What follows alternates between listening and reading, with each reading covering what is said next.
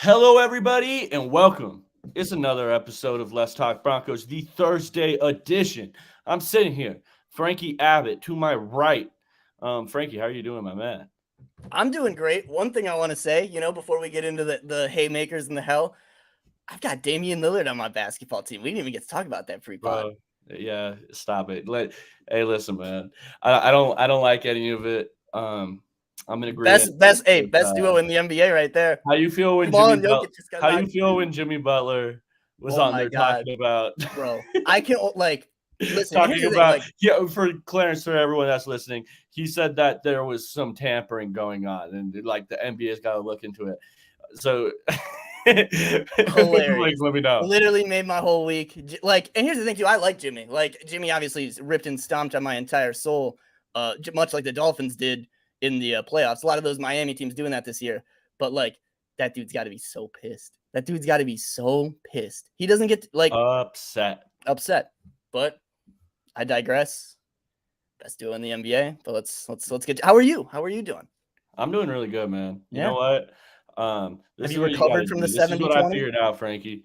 Hey, man, Broncos aren't doing good. What do you start doing? You start looking at the draft Oh, of content. You start course. looking at the future. You start talking about how the Broncos should tank because there's some elite draft prospects at very important positions in the NFL draft. So that's the way my brain works. You know, when you have a Caleb Williams or Drake May in this year's NFL draft, I think you put all your chips on the table and say, hey, we're gonna go get one of those guys regardless. We're not gonna be good. We're not good. We're not good. We're just gonna end up with the sixth pick. Why not just end up with the first so we could get the best player? But anyways, let's go into the news real quick before we hop into that, and then we can go straight into that if you want.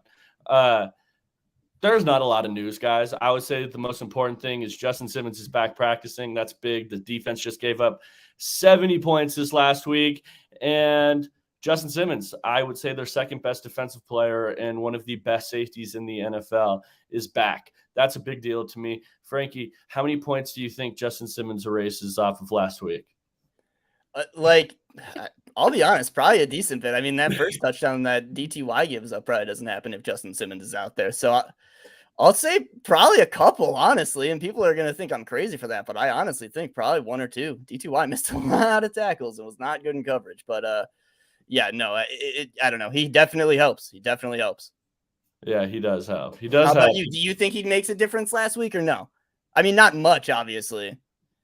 No, I mean, no. I think he makes like a bit of a difference. Yeah, like I don't think that DTY touchdown is going how it did if that was the scenario, you know, if Justin Simmons was in the game. That was like a mental error from DTY, one where it was like a vet safety's not making that mistake. So I do think there is a difference there. Is it super substantial? Like, is he erasing 300 rushing yards? No. He's not doing that. Like, Justin Simmons is a good football player, but he's not erasing 300 rushing yards. That's a team effort. You know, on offense, we can talk about how impactful the quarterback position is. On defense, it's really a team. There are positions that are more important than others, but not even close to quarterback to an offense. It is your squad plus you. It's not as important. So yes, it does make a difference. Does it make a huge difference? No. Maybe they keep them to 60. That's the way I see it. In other news, yeah, the Broncos gave up 726 yards, and that'll lead us right into our Dolphins recap if you want to get into that. And or actually, Frankie, let's. I want to talk Dolphins. I think that we should go Broncos going forward first because we got the juices flowing. And then Dolphins after? Yeah. Okay, but I've got some thoughts on the Dolphins game. So let's. All right, cool. And I'm sure we could kind of tackle both in one, and we can make the podcast about it. Okay. Frankie, the Broncos gave up 726 yards. Terrible. That's terrible. Yesterday on the Wednesday show with Will Keys, we were playing the blame game, and we were trying to figure out who is most to blame for the Broncos being in this scenario. And I don't know, Frankie, the question I'm going to throw to you, since we tackled that one yesterday, is where do the Broncos go from here? Do they blow it up? What do you think they should do if you are running the Broncos organization right now? What is your strategy on how you're fixing this Broncos team after a devastating performance like that? I wait until week 5. We have 2 games coming up that I think are good opportunities for them to at least like show some fight, show some bounce back. But I think it also kind of depends upon what you mean by take it into rebuild. Because I'll say this, guys like Justin Simmons, guys like, I don't even know who else has value at this point, but guys like Justin Simmons, who I think contracts don't really align up with the future, totally look to move those guys. I would be saying that honestly, unless they were really like a wild card team, I'd be saying that no matter what. I've been saying that for like a year and a half now. Now, as far as like if I think, oh man, the entire building is on fire, not any more than I already did. Like it's been on fire, you know? Like, I don't know. Last week was an absolutely abysmal showing and a historically bad showing by the defense. But like, man, I don't think that the fans are and people are going to beat me up. I feel like I don't think fans are giving the Dolphins enough credit. And I feel like anytime you're looking at any of the actual like film people watching it, it's like, holy shit, Mike McDaniel's just unloaded the clip on the Broncos. And I can say that myself when I watched it. And the personnel that Denver put out compared to the Dolphins was easily like the 32nd best unit in the NFL. So like, I don't know, man. When you say tear it all down, burn it down, I think it kind of depends upon what you mean, you know? Okay, well, that's interesting. Like, to your point about how good the Dolphins are, I agree. The Dolphins might have the best offense in the NFL, but are they better than? They have a, like, I want to set second. the precedent. Okay, Historic, like one of the best offenses of the last 25 years. When Tua plays, even without Jalen Waddle? Yes. No, not without Jalen Waddle, they don't. Joey, did you see some of the designs that were getting put on Denver last week? Yeah, but that's Mike. That doesn't make them. I don't know. They're not the most talented. Like, here's the thing. Like, bro, here's the question I'm going to ask. Why not? They better. I'll tell you exactly why. With the Peyton Manning Broncos offense that took him to that Seattle Super Bowl, are they more talented than that team? I think that. I don't know. I think that's probably one of the few comparable offenses that are to this Dolphins offense. I don't think it's close, especially without a Jalen Waddle, right? I don't think so, because you have a Peyton Manning compared to a Tua. You have a Ryan Clady compared to a Taron coming back from Armstead coming back from injury for the first week. Ron Armstead was incredible last week. Yeah, the Broncos D-line is also sucks. To every metric, they're the worst defensive line in football. Yeah, but here's the thing. We can say, wait 1 second. Let me finish my point, Frankie. Let me finish my point. That team never came close to scoring 70 points on a defense. Not close. Okay. I don't think they this Miami Dolphins team, like, it's that bad. It is literally that bad. That defense was that bad. Miami players were in the locker room talking about how they thought the Broncos gave up around the second quarter. Okay. A few players came out and said that, reported. Like, it's just, how do we get to this point? I don't think the Dolphins are the best offense of all time. They're not going to come close to 70 points again this season. I'm willing to put that on the record. I'm not saying they're going to score 70 points again, but as far as like on an EPA and like how good they've been per play over the past, not even just like since Mike McDaniel got there and they've had Tua healthy, they are that good. So that's all I'm saying. And again, I'm not trying to take away from how bad the defense is. I just think we also need to do both. And I want to talk about the effort thing, because the effort thing really like kind of gets to me a little bit. I can't lie, because I think like, I feel like people just see the score and they say, oh, they gave up. And I know people are like, oh, they gave up. What players? Because I went back and I tried to really take notes of who I thought was truly not showing effort out there. Who do you think wasn't showing effort? I've got two guys in mind that I think didn't really show a great amount of effort. I thought, oh my gosh, I'm Bassey sometimes on some tackling attempts were really, really, really poor. Mm-hmm. I thought the team's tackling attempts just in general, the secondary, if I were to highlight the secondary as a whole, were very, very poor. I don't want to come on this podcast and just highlight players. I completely agree. And I guess, I guess what I wanted to point out was there were, from what I saw, and people are really going to hate when I see this, I really did not see many guys giving up. Here was what really happened. Yes, guys like Asang Bassey and Drew Sanders and DTY missed a lot of tackles. And this isn't me trying to bash those guys. Guys, Drew Sanders, a guy we really liked coming out, that was his biggest knock coming out. Drew Sanders missed 20% of his tackles last year. Drew Sanders is a poor tackler. That's not poor effort. He's a poor tackler. He needs to get better at that. And he will, but like, you know, just, sorry. It's just, I've heard that sentiment a lot, that the team just gave up. There were players not giving effort. Guys, when you're saying things like that, if we genuinely think, oh, there's players out there that genuinely weren't trying, they should be cut. I've seen a lot of people being like Kareem Jackson wasn't trying.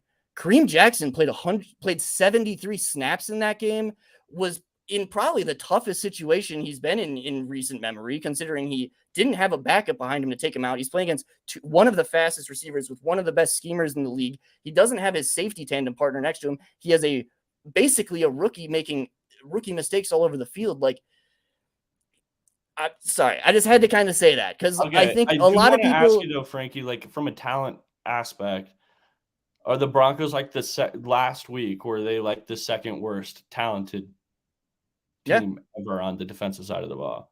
Not ever, but I'd say in the league, probably. Yeah, I don't think that. I don't think that. Like when I look at this Broncos run defense, right? Let's just go there. Okay. Me and you have been on this podcast, and we've said that, hey, if there's an area the Broncos should be strong in, it's their run defense. We can go down the players. Yeah. Mike Purcell, Zach Allen, DJ Jones. All of those guys are supposed to be top-tier run defenders. Mm-hmm. Alex Singleton, Josie Jewell obviously didn't play. But, okay, you're weak at one of the linebacker spots. Randy Gregory is, even with a lack of athleticism or as much punch as he used to have, still big, strong, massive guy, should be able to help in the run. Jonathan Cooper, to my knowledge, has always been a pretty good run defender. Why do the Broncos give up 350 rushing yards? Like that's something that I just can't wrap my head around. I don't think Devin A-Chain is Barry Sanders. I think this Dolphins O-line is really good. Are they the prime Cowboys with Tyron Smith and all of them offensive line? I'll counter with this. Why is this happening? The guys you listed, I agree. I think they are pretty good run defenders. Zach Allen has not lived up to those standards, but I do agree. Do you know who else played a lot of the majority of the snaps? Jonathan Harris played 68% of the snaps. Nick Bonito played 64% of the snaps. And we like Bonito, but he's not a run defender. Let's see here. Like, DJ Jones only played 47% of the snaps. Matt Henningsen played 32% of the snaps. Like, maybe we should be more upset about the personnel that's getting used. But here's what I'm saying. Are we expecting these 6th and like day 3 picks from the past 2 years that are playing against? And again, I'm not trying to keep harping on this. And this is a big reason why the run game was so successful. Mike McDaniel, man. I just want to bring up one example. Do you know the end around play that they had like the 40-yard touchdown on? That was like they had the orbit motion and then they brought the ball back around and there were so many plays and DJ Jones, Alex Singleton, and Drew Sanders are tackling the wrong player like 5 separate times in that game. And like, yes, that's a talent issue, but dude, that's also just what Mike McDaniel was doing. Like it's also the lack of Vance Joseph, though. Let's not like that's okay. The goal line shovel touchdowns that Tua's getting. I've never this is what I mean. Where I'm like, dude, I've never seen that. The one design he had where the fullback is running into the flat, he does the shovel underneath. He has a pulling guard. I've never seen that. He is truly doing things that I have not seen before. And I'm not trying to be like, oh man, this is like the best offense of all time. I'm saying, man, this was a team that just ran into a buzzsaw. We were saying last week how bad this matchup was going to be, and I think it just went as bad as it could go. I'm not trying to say it's excusable. I'm not trying to be like, oh, like, I don't know, but I'm just trying to be like, there's reasons for it. And I don't know. The team just gave up in the second. One rebuttal, Frankie, and then let's move on. Yeah. This Broncos defense also gave up 35 to Sam Howell. It's not a single performance. Oh, 100%. And then Sam Howell went into a Buffalo game, threw 3 interceptions and looked like trash. Yeah. And you had in the Broncos game, you had a lot of people posting clips of him claiming him to be the next franchise quarterback against the Broncos defense. Yeah. When then you go against the Raiders, what happens? They score almost every time they touch the ball. Broncos can't get them off the field to the point where they can't get them off to the field to the point where we're having a discussion like, hey, have we ever seen a game with this many lack of possessions? I think what you're saying, the offense could be that really, really good. The issue is the Broncos defense is so bad. They make the Dolphins offense look like the best of all time, and they make Sam Howell look like a franchise quarterback, and they make the Raiders look like a dominant team in the 80s running the football. I don't think we're what D-Bronx said in the chat is basically exactly what I'm trying to say. Like, what you're saying is the personnel is really bad. Like, I guess that's what I mean. Like, everyone's like, I feel like people think that there's just like one quick solution, but I also think that, and this is something we were talking about this week, I don't think that this defense, with the way the offense is playing in the next couple of years, needs to be like this elite or even above average unit. So, okay, here's what I'm going to ask you. How do you fix this team? How long do you think it takes to fix this defense? Well, actually, here, I want to ask you more of a broad question. Do the Broncos rebuild this roster? Tell me that straight up. I want to know what your definition is of that, and tell me how they go about it. I mean, sure. Like, I don't know. I am very hesitant. I guess the main difference I think that me versus like a lot of people have, I don't know if right now I'm sitting here saying this team should cut Russ unless they literally have the number 1 or 2 pick. Right now, I just don't know if he's playing pretty well. I think that the team could use a level of sustainability on the offense. Yes, I understand the contract stuff, but based on the way I'm seeing it, the way he's been so far this season, and yes, this could easily change. This is how I'm basing it on the fact that he's gotten better throughout each of these first 3 weeks. This last game, based on the film, a lot of people are going to push back on this, was the best game I've seen Russ play as a Bronco. I am not in a huge rush to get rid of that guy. I think, and this is, I guess my main point, and because this isn't even necessarily what I think is right, this is more so what I think Sean Payton probably thinks, because I think this is kind of what he came here to do. I think he thinks the offense I run with Russell Wilson at the helm can be a top 10 unit, which it has been so far. They haven't faced the best defenses, but it has been so far. If I can just get the defense to be workable, which I think you add 3 to 4 pieces in the next year or 2 and get a different DC in that can do a better job of maximizing the personnel, I see no reason why this offense can't continue to be a top 10 unit or possibly like top 12. And then the defense is like a 20 to 23rd best unit. And then maybe they're like a 8-8 team. I know that everyone's so scared of that, but I genuinely don't think that that's the worst avenue in the world for this team right now. I think that it's just kind of a difference in a lot of people's mindset. I think a lot of people think, man, this team needs to get a ton worse in order for them to take this massive leap forward. And I guess I'm more of the mindset that, man, making this team, depending upon your mindset, massively worse might just kind of keep them kind of further in this hole. Like, the idea of tanking for a great quarterback is great until you end up with like a Zach Wilson or something, or you don't end up with the number 1 or number 2 pick. And then what do you do with this team, So I agree with that, Frankie, and drafting a player is always going to be risky no matter what.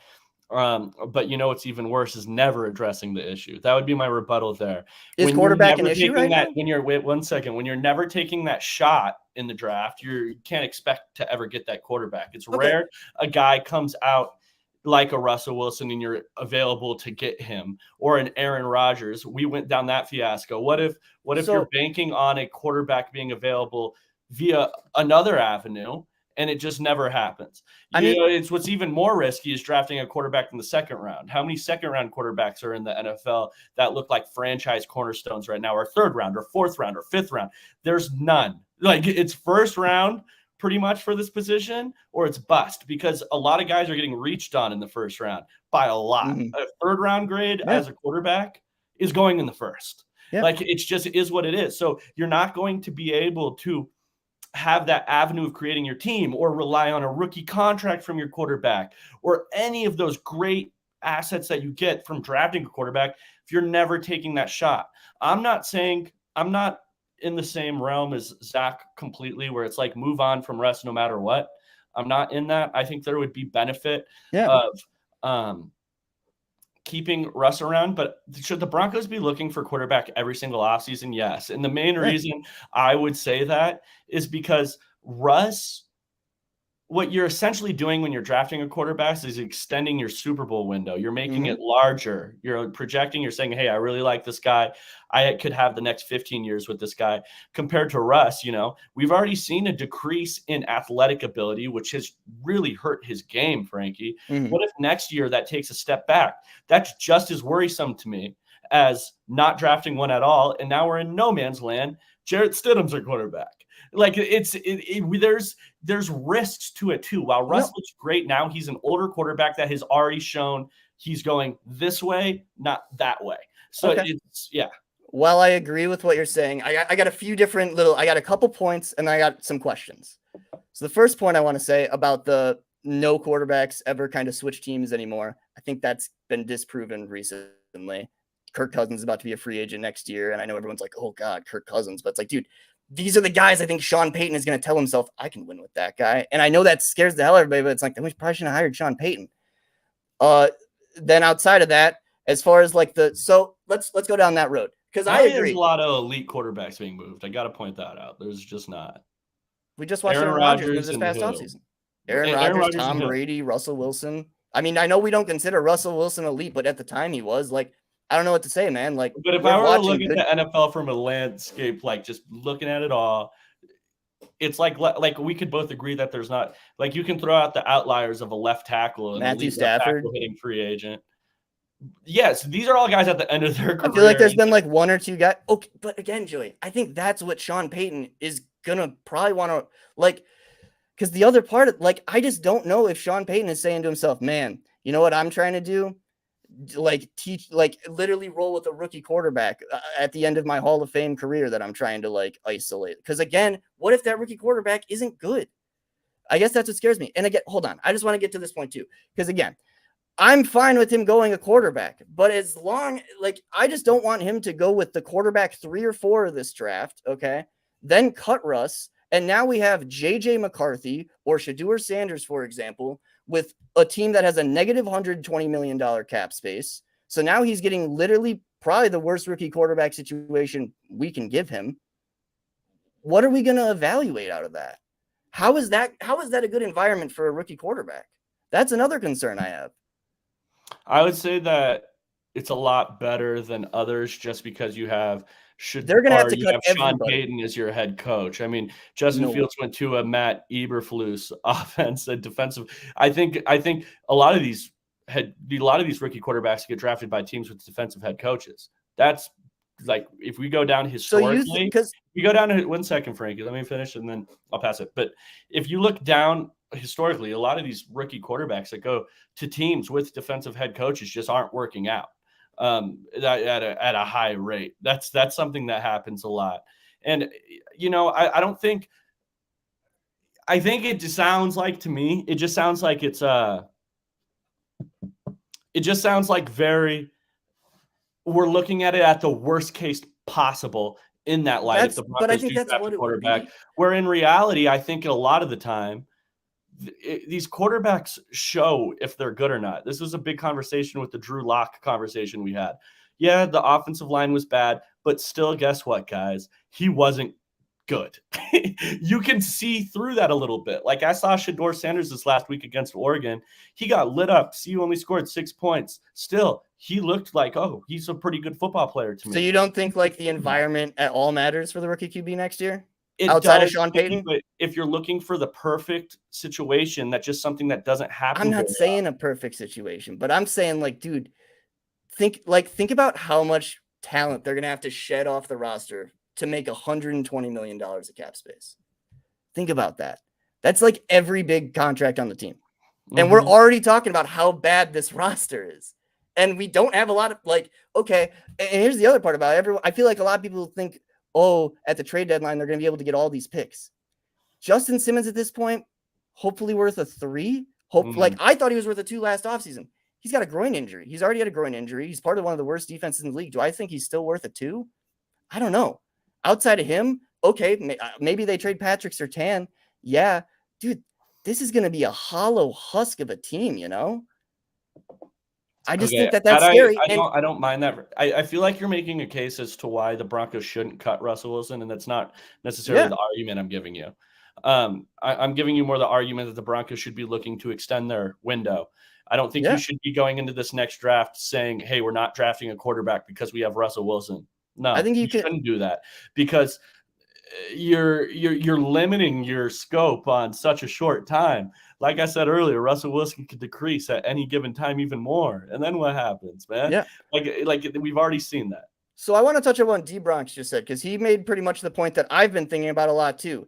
If this team has a lot, like, and I know this is going to absolutely suck people. If this team has no money next season. Can you read the comment real quick for audio? I'm sorry, listeners? Yeah. Do you need to draft a QB if you move on from Russ? You could just clean the books this offseason and build a foundation for a new QB in the future. I love this idea. If we really want to move on from Russ, but they have like the number 3 or 4 pick, fine. Give me like Marvin Harrison or Olu Fashanu. And then this team, you're right. It's going to set up to be really bad in 2024. And we'll be okay with that. That's an avenue I'm okay with.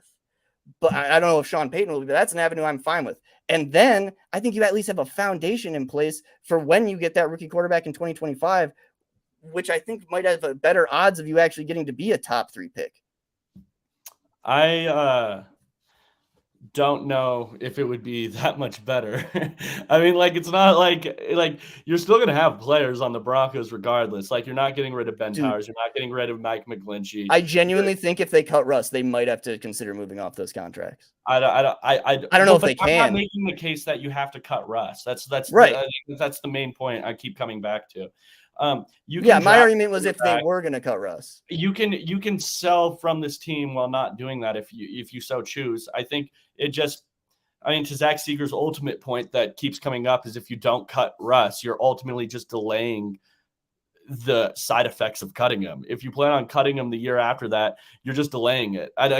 You would have to cut him this season and then clean slate, or there's never going to actually be a season. Next year, you're going to be saying the exact same thing. The exact same argument you're laying out now is going to make the perfect amount of sense. It's going to mean you're going to be able to make the same argument this year that you are going to do next year, because there's not that big of a difference in cap hit, whether you cut him now or a year down the line. Yeah. So it just sounds like, okay, when should we draft a quarterback then? When Sean Payton has a quarterback that he likes that is available at the pick they have. Okay. So you're not opposed to drafting one this year? No, if Sean Payton has a quarterback he likes, he can do whatever the hell he wants. It sounds like me and you are in the same boat. No, I guess that's what I think. I'm sorry. I'm never trying to like argue with like you and Zach, because like I think we're all in very much agreement. I just like a big thing that so here's one of the hypotheticals I want to talk about. If they are 3 or 4 or 5 and say they could give up 3 first-round picks, 2, I don't know, whatever it would cost. We'll say 3 first-round picks to get up to go get Drake May or Caleb Williams, but I'm going to say Drake May for this example. Should they do that, knowing the fact that they are at a very, like, their roster, as we're saying, is really bad, and those first-round picks would probably be pretty helpful. Okay. Can I throw one more Russ scenario at you? And I don't know, like, we're talking about this while he's having his best season in orange and blue, and I feel bad about that we're having this conversation. But can I throw one more at you real quick? I want to definitely point that out. I don't think that the Broncos' issues right now stem to Russ. No. Oh God, no. Whatsoever. These are just scenarios to then. We're just acknowledging, I'm just acknowledging Russell Wilson's age at this point and saying, how many more years do we have in that tank where he can sustain this level of play? That's my main concern right now. So here's one more scenario I'm going to throw at you. Russell Wilson's playing to a point right now where he could be a tradable asset. Is that an avenue that you 100%. Would explore to get that cap hit off your book? 100%. You would be eating a portion of it for sure, but less than cutting him. So if they could pull a Matt Ryan or something like that, 100%, not even close. Yeah. Oh yeah. And I mean, here's the other part about it too. Like, I think when we talk about like, if this team's top 5, like we might start hearing like, and Russ plays well. Like if he continues to play how he's playing right now, where I think he looks fine, he looks like a pretty good quarterback. I think other playoff teams will probably be like, man, we could probably get Russ and be fine. I think we might start hearing some of those rumblings out of like his agency and shit, where it's like Russ is upset and he wouldn't hate if the Broncos cut him so he could go to a playoff team, like so like that ends up happening. Like I think that's a legitimate possibility. Yeah, completely. Like I think if this team's picking top 5, like you have to consider the possibility of moving off Russell Wilson. Yeah. The funniest thing ever would be reuniting Russ and Hackett. Yeah, dude. I was thinking about today, like, man, that'd be great, but I just don't think it's possible, especially with the contract. They're not reuniting under any circumstances. One thing I do want to bring up, we talked a lot about the quarterback. We talked a little about the defense. I just want to know, so as far as your ideology, you're thinking, okay, hey, I don't think the worst idea is rolling back Russ next year, and I don't think it's the worst idea. I'll say even a hot take. I wouldn't mind if they just kept him through 2025. Say fuck it. Okay, there you go. So how do the Broncos maximize? So how long of a retooling do you think this would take? Because this is another conversation we were having in the DMs, specifically on the defensive side of the ball. What moves or how do the Broncos attack fixing this defense? So I think it, first of all, sorry, not to clarify. I think it kind of depends, first of all, upon what people kind of think of when they think of like what's success for this team. To me, I don't think that they need to be contending by 2025 for me to consider this rebuild to be a success. I want to lay that out there. I feel like some fans will be like, man, if they're not competing for Super Bowls for 2025, it's an absolute failure. I want to be like, no, because I think there's a world where you move off Russ in 2025, but you have a foundation built up, and then you can just move forward with a decent team and not have this awful cap hit from Russ. But what I was going to say, what they can do, they can create like $20 to $30 million in cap space if they move off of guys such as contracts like Randy Gregory, Justin Simmons. It's been rumored that maybe guys like Garrett Bowles, maybe you move a piece like Jerry Jeudy for a pick, and that opens up $12 million in cap space next year, I believe. Like, there are moves they can make that will put them with $20 million in cap space. I think you go into free agency with a mindset that they overspent last year on, I think, like top of the line. And I think like Zambi 21's been talking about this. They did not need to do that. And I mean, like, it's so funny looking at some of the deals. Like we've talked guys like Shelby Harris, who are looking like pretty comparable to Zach Allen right now. Like, I think they could find 4 to 5 of these veteran players that can kind of fill a need on this team, you know, like, not to say Ronald Darby specifically, but maybe you get a type of like a Ronald Darby-esque player for the outside. Maybe you get an actual proven passing and run defending defensive lineman, which everyone's like, oh, that's hard to find. David Onyemata was available last year for $11 million, and he played for Sean Payton, and we didn't call him. We wanted Zach Allen, who didn't prove shit at that point. Now we're here. So I think, and then, you know, you go in, hopefully you move guys like Simmons, maybe Jeudy, and you have 3 to 4 top 100 picks. You invest those into positions like offensive tackle, receiver, and the defensive trenches. And then I think you see where this team's at. If you have a top 5 pick, you probably grab a guy like Marvin Harrison and Olu Fashanu, because again, I think part of this, I think, is probably just me being so beaten down by the fact that this team hasn't had a fun offense to watch in years. And they're finally fun, guys. I watched the Broncos offense film this year, and I'm like, yay. I'm like, oh my God, look at that concept. Look at that mode. Look at that throw Russ made. Look at this route that Peyton's sending Marvin Mims on. It's fun to watch. So imagine a guy like Marvin Harrison getting dropped in here. Holy shit, that could be really fun. I think you had a guy like that, 3 to 5 quality veteran free agents on the defense, get a defensive coordinator. Like, again, I think we all know Vance Joseph is not maximizing the talent on this defense. He's probably making it look a little bit worse than it is, and they already are one of the worst units. So you hopefully get someone that just makes them look a little bit better than they are, maybe, or maybe what they are. And you just kind of keep building on it. I think that's the avenue. And I think that team could see a turnaround where we're talking about them kind of like the Lions last year, where they're 9-8. I just don't know if we're talking about.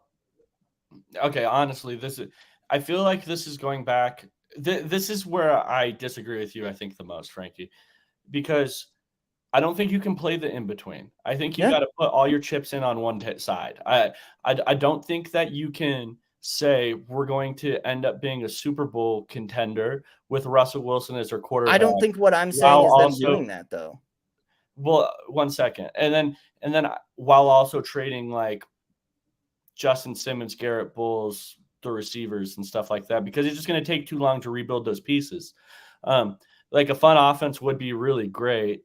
I don't know if you get there by trading your pieces away. I think you would have to then just continue to add on to that group, along with the defense, and just say, hey, this is our defense right now. We're going to continue to add on to it. We're not selling, we're buying, kind of phase.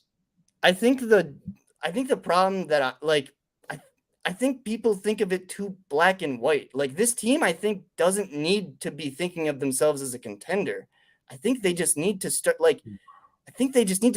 building towards something. They need to actually start improving. And I think it's really hard to do that when everyone's like, oh, they're not a contender yet, let's just tear it all down, you know? I guess that's where I'm at, where I'm like, man, it finally feels like we've got an offensive mind we trust. We got a head coach in place we actually like. Okay. I think right now, the foundation of the offense, something that they can build off of, and they can somehow figure out how to make the defense work in the next couple of years. And then they could be an okay team. And then you go from there, I don't think it has to stop there. I think too many people are like, oh man, dead end. They hit this okay team wall. It's like, no, because again, we watched Sean Payton do this in New Orleans. Like his first year, they went, yes, it was much different. First year, they went 10-7. Next year, they had a huge slide. They started 0-4, ended up not making the playoffs. Then the next year, they won the Super Bowl. That's what happened. It was a 3-year kind of thing where, yes, he had that initial start that was way better than what he's having in Denver, but it's like he built on what he did. He didn't just say like midway through, like, oh, we gotta, I don't think that is necessarily the answer. And again, I still think that you can make moves like trading a Justin Simmons, trading a lot of these guys, opening up space without it saying we are tearing it down to the hinges and rebuilding. But I know that is what Denver Broncos fans and me have heard for the past 8 years. And it's terrifying. And I've been hypnotized. And it's all terrible. They got me. Ultimately, Frankie, my whole argument is just that, like, I think we've done too much of. I think we're too optimistic on our teams always. I think the Broncos are, and I think everybody is. The main difference between Sean Payton and these other coaches, and I'm going to be honestly, I'll be upset if they don't take this avenue. These other coaches have been in scenarios where they've had to win right now. All of them. You get like 1 year of a grace period. That second year, you have to win. That's pretty much life as an NFL head coach. Mm-hmm. Sean Payton's in a different situation where he has time on his hands. And because he's proven the Broncos have put in all these assets. We've traded a first-round pick. We've given you this large contract, everything like that. The Broncos have just continuously tried to take the approach of, hey, we're not that far off. Let's try to just add this piece, this piece, this piece. And it just, what has happened? It just always either mid or below mid. Mid or below mid. And I understand. I mean, I can highlight these teams. It's like some of these teams, you have to get these early picks. You need those franchise cornerstones. You do. I really do think so. You need those guys. You need that quarterback. The Broncos are ever going to compete in this division. Let's just be quite frank about it. You're going to need somebody to go toe-to-toe with Justin Herbert and Pat Mahomes. You're not ever going to get that guy with the 20th pick, the 16th pick, or the 10th pick of the NFL draft. That's just something that's not going to happen. So how do you go about that? You have to then go take the best quarterback available. And I need him for my 15 years. And I need him on my rookie contract so that I can build a team up around him. That's how I need to do it. I just feel like we're delaying the inevitable right now. And it feels like we've been doing that for so long in Broncos world. I'm just ready for it. Please just do it. Like that. That's where I'm at. Yeah, I think that's fair. I'd say my last little point on this, my one difference is why I'm okay with Sean having this approach compared to the other years where we've heard it for so long. I believe in Sean Payton way more than any head coach we've had since. Same with me. Like, okay. And that's why, because I think Sean Payton and again, part of this is so much that I just think this is how Sean thinks. We've heard this, dude. He's a Bill he's a Bill Parcells prodigy. He's going to put it on him. He's going to put in all the effort. He's going to put in all the hours to make it work. I just don't it's very hard for me to see him not going into every year and saying, I'm going to make this team a winner. And I know that that's probably not great, but I think that that's who Sean Payton is. I really do. And I guess when I think about that, and then I think about who Sean Payton is as a coach and my belief in him, I'm kind of like, shit, is he wrong? Like, if he can make this thing be a consistent top 10 offense, and they're like 20-something playoff team, not 25 and below, but like 20-something, 20-25, that's a playoff team. And I think at that point, is anyone complaining if the Broncos are in the playoffs again, even if they're not a contender like we all want them to be? I won't be. I'll be happy as shit. Well, there you go. That's my last little thought. There you go. Hey, that was a fun conversation. Frankie and I like arguing about stuff like this. Lions, Packers, who's winning? We get to argue more about stuff like this. I thought it was fun. If you guys enjoyed this video, please like and subscribe. We're doing daily Broncos content. Again, this is Joey and Frankie on the Thursday episode. We are here every single week. But yeah, like, subscribe. We just got to 800 subscribers. Frankie, let everyone know where they can find your work outside of YouTube. Yeah, Frankie's Film Twitter. Let's Talk Broncos YouTube. And that's where we're at. Awesome. Yeah. Follow me at JR Drafts. Until next time, guys. Go Broncos.